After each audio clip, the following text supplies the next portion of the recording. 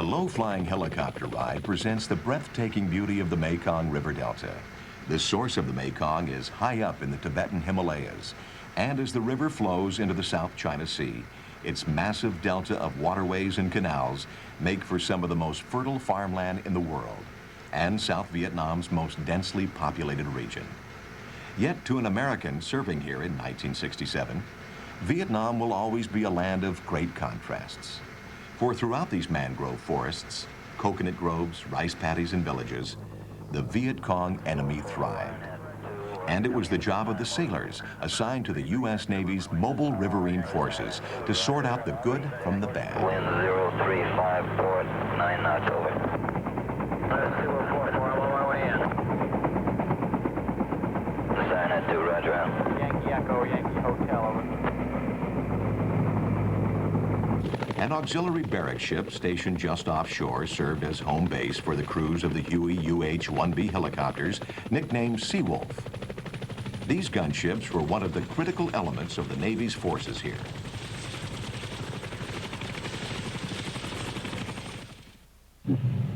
Another critical element was the fiberglass and aluminum hull patrol boat River, or PBR. The Mobile Riverine Force, or Brown Water Navy, was a unique combination of the Navy's Task Force 117 and SEAL teams, working together with the Army's 9th Infantry Division.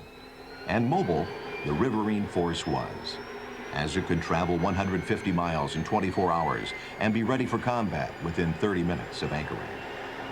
Each day, the Seawolf helicopters and PBRs would leave at dawn on a 16-hour patrol to search out and destroy the Viet Cong guerrillas, who considered the Mekong Delta their territory as well.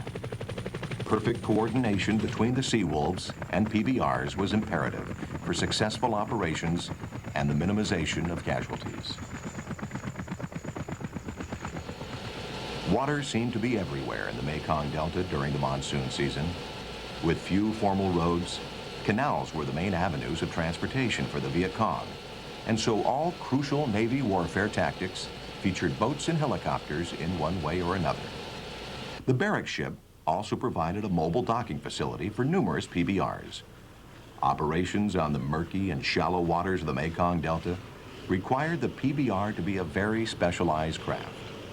Only 32 feet long and drawing less than 1 foot of water, a PBR was propelled by a pump jet, as normal propellers would not have been able to survive the Delta's weed-choked waters. The PBRs were designed to be highly maneuverable and were capable of a top speed of 20 knots. A compact but sophisticated radar system searched for Viet Cong activity around them.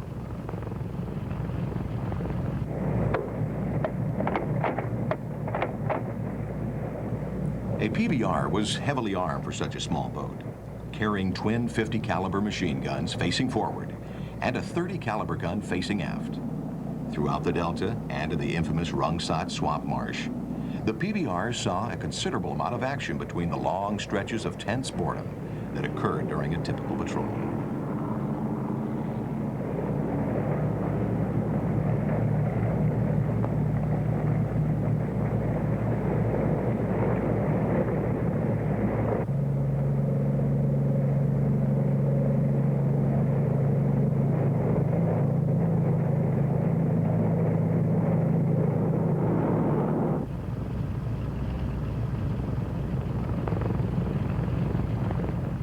The waters of the Delta were traveled upon by the Vietnamese people in a long, narrow, and shallow draft boat called a sampan. A Vietnamese peasant family living in the Delta frequently carried everything they owned in the sampans, such as rice, livestock, and fishing nets. The Delta was filled with thousands of peasant sampans going every which way.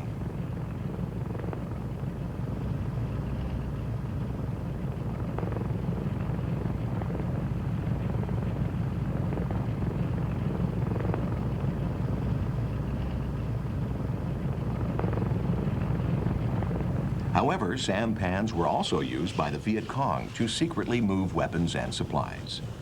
Perhaps the most confusing part of the war for a Navy sailor assigned to the Mobile Riverine Force was to know just who was Viet Cong and who was loyal to the South Vietnamese government.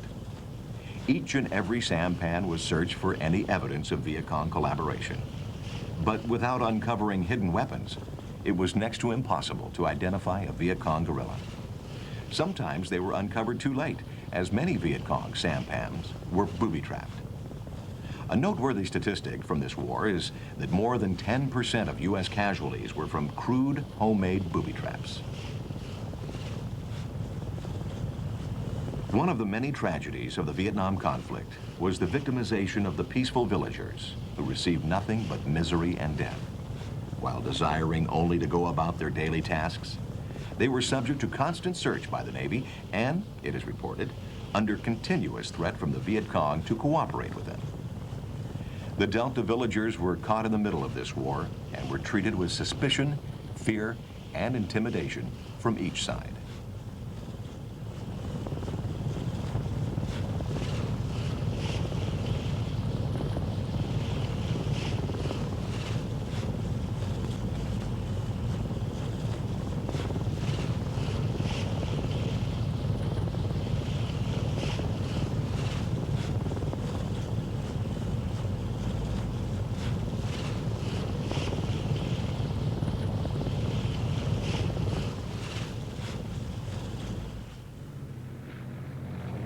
An average of 300 sampans was searched during a routine patrol.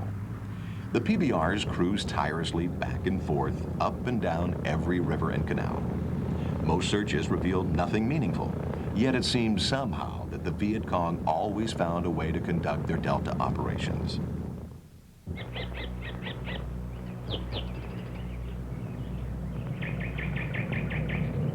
The sailors would search where any tall grasses appeared to be broken, where a boat might have been beached, and at the mouth of every canal.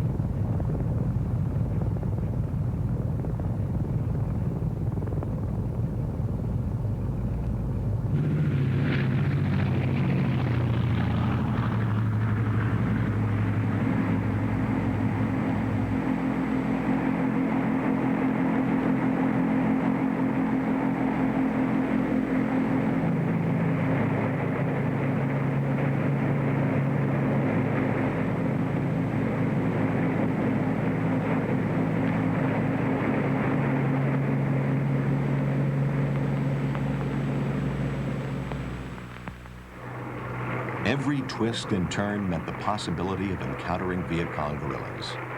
If a PBR crew couldn't find any Viet Cong, they only had to be patient enough to let the Viet Cong find them. The boredom of a patrol would only be relieved when they would dock back at the barrack ship, or when the Viet Cong would suddenly attack.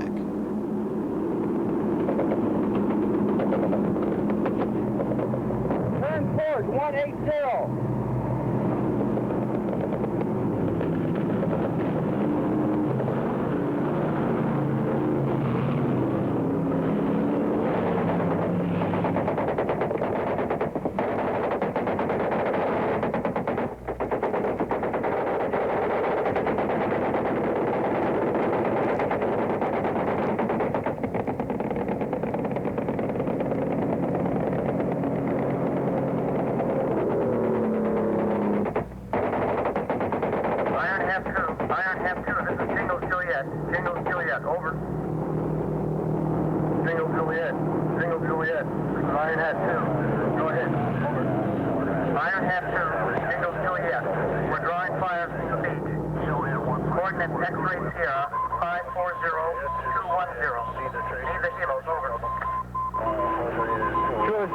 This is Iron Hat 2.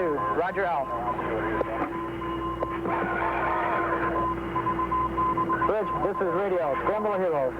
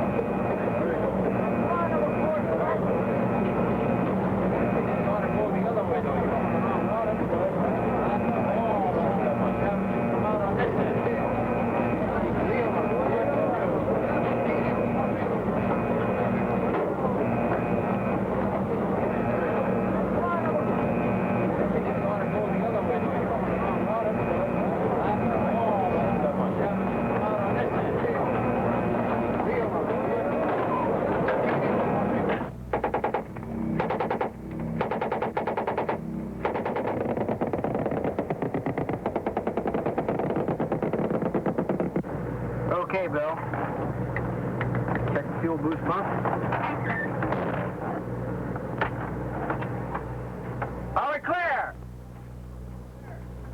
Coming hot.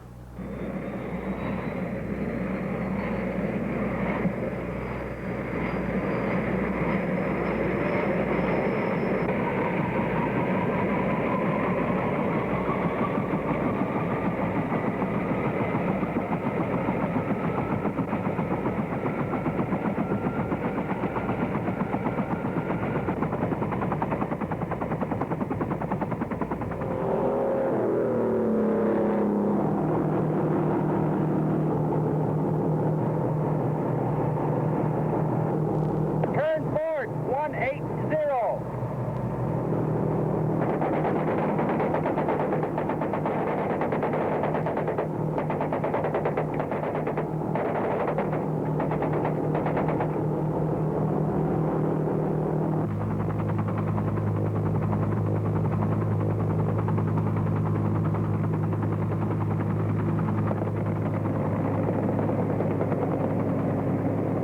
Kilo 43, Matty Reed. This is 4-3, read you 5. What's the story? Bro? This is 4-3, interrogative your intentions this time. This Kilo, We're still receiving automatic weapons fire from that beach there. This is 4-3. Do you have the smoke on the beach? this Kilo, that's affirmative, over. Roger, that's the target area there. Kilo, roger. No, this is Kilo, we'll make a fire run, over. Kilo, this is 4-3. Let me know when you commence your run and we'll come in behind you there.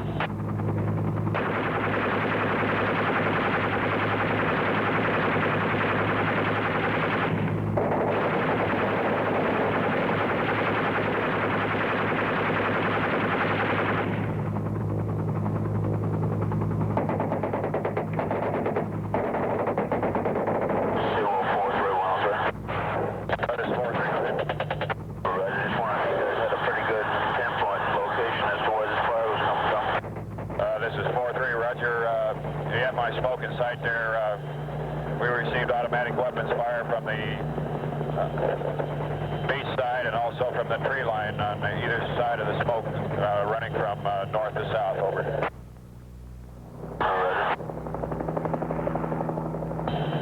Also, this is 4-3. Be advised, they have a 157 recoilless in there. Over.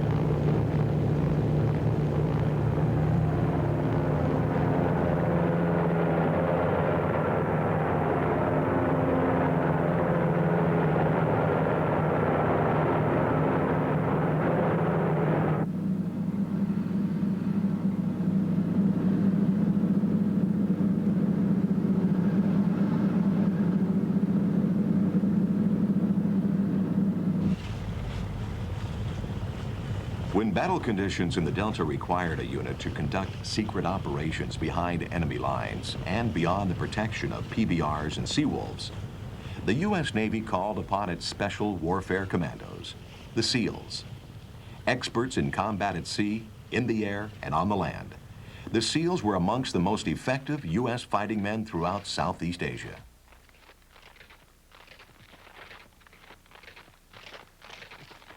The waters and the mud of the Mekong River Delta made the movement of U.S. ground troops extremely difficult. The SEALs were highly trained to survive in the most formidable of these conditions and to endure any physical or psychological hardships which they knew could happen at any moment. The Rung Sat swamp marsh of the Delta was a deadly Viet Cong guerrilla stronghold. It was therefore a natural battlefield for the SEALs with their special skills. Using their highly developed deception and combat capabilities, SEAL units would either quietly avoid, or if need be, take out guards, then infiltrate the objective and carry out their mission, which on any given day might be intelligence gathering, kidnapping of key Viet Cong guerrillas, sabotage of Viet Cong facilities, or rescuing trapped U.S. personnel.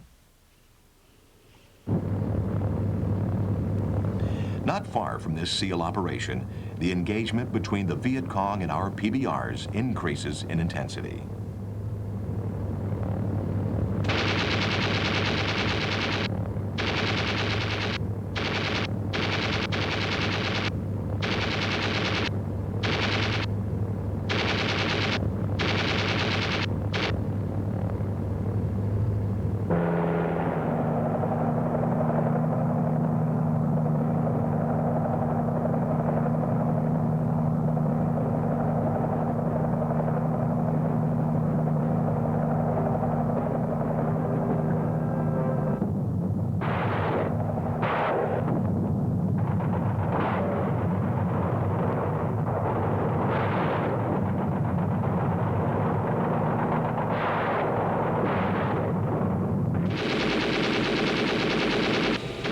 Despite the Seawolves' aerial firepower, the Viet Cong fearlessly direct their small arms weapons skyward. One well-placed Viet Cong bullet which hits the helicopter's engine, flight control linkages, or fuel tank can send it and the crew plummeting to the ground below, trapped behind enemy lines. The downing of a Seawolf brings about a quick retaliatory reaction from the PBRs.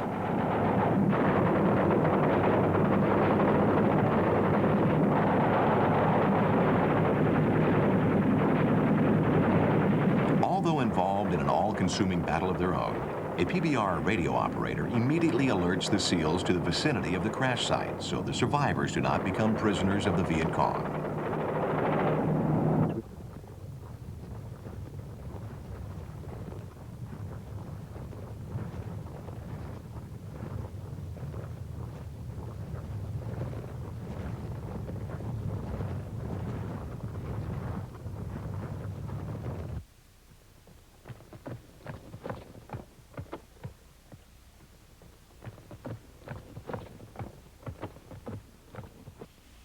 The SEALs find the Seawolf's crew before the Viet Cong do, but some members are severely injured and cannot be easily moved.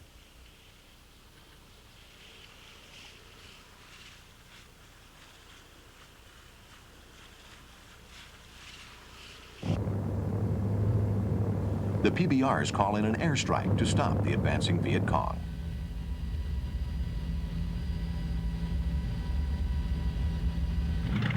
The Navy's Douglas A-1 Skyraider was perfect for this close air support mission. Although seeming somewhat out of date when seen sharing carrier deck space with the more sleek and sophisticated jets, the A-1's heavy weapons load of rockets and bombs, all-weather flight capability, and basic dependable ruggedness earned it an illustrious career, not only with the Navy, but also with the U.S. and Vietnamese Air Forces as well. The A-1's tight and easy maneuverability, combined with a long loiter time, allowed the Skyraider the luxury of carefully selecting its targets. The Aviator could then safely drop ordnance to within 50 feet of friendlies, which is just what the PBRs and SEALs need right now.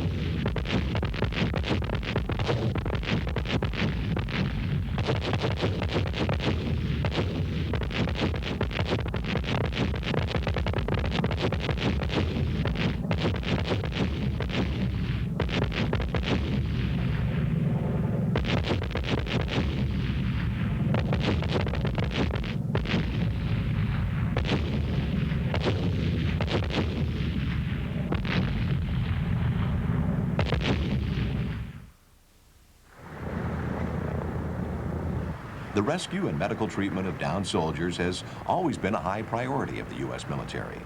This is one major factor why the American soldier has been and continues to be so effective in battle.